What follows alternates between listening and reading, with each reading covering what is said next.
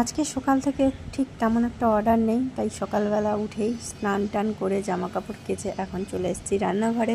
আমাদের রান্না বান্না করতে অর্ডার নেই তো কি হয়েছে, আমাদের খাবার দাবারটা বানিয়ে রেখে দিতে হবে। বলা তো যায় না কোন মুহূর্তে অর্ডার ঢুকে যায়। তাই আজকে সকালবেলা দেখো আমি এই যে এইটা কেটে নিয়েছি, এখানে আছে মিষ্টি কুমড়ো, গুড়মি আলু আর উচ্ছের ভাজা। তো তোমরা কে কে এটা খেয়েছো অবশ্যই কমেন্টে জানিও, এটা কিন্তু দারুণ লাগে খেতে। আর আজকে যেহেতু শনিবার, তো সেই জন্য একটু নিরামিষ খাবো ভাবছি। আর নিরামিষ খাওয়া আর মানে আমিষ খাওয়া মানে কি বলবো আর তোমাদের, রান্না করতে করতে যখনই অর্ডার আসে সেগুলো তো আমাকে টেস্ট করে দেখতে হয় কি নুন ঝাল সব ঠিক আছে কি না।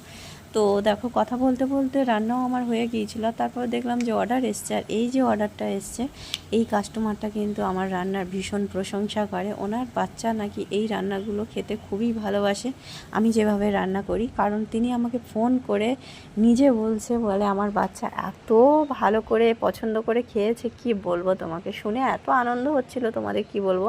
এখানে অর্ডারে এসছে আলু ভাজা, ডিমের তরকারি, শুক্তো আর একটা কি, আরেকটা বোধহয় ঘুগনি ছিল, ঠিক আছে তো মনে নেই। তো এই যে এইখানে শুক্তো করছি, আর উনি বলছে আমার 6 বছরের ছেলে কিন্তু কোনো দিন শুক্তো খায় না, তুমি এমনভাবে শুক্তো বানিয়ে দিয়েছো, দারুণ টেস্ট হয়েছে। শুনে আমি দারুণ খুশি, মানে কি বলবো। তারপরে দেখো নেক্সট অর্ডারে ছিল চিকেন কষা আর কাতলা মাছের কালিয়া, ওই জন্য চিকেনটা করছি। আর এইখানটা কাতলা মাছটা বের করে নিলাম ফ্রিজ থেকে। থ্যাঙ্কস ফর ওয়াচিং, দেখা হচ্ছে নেক্সট ভিডিওতে, টাটা।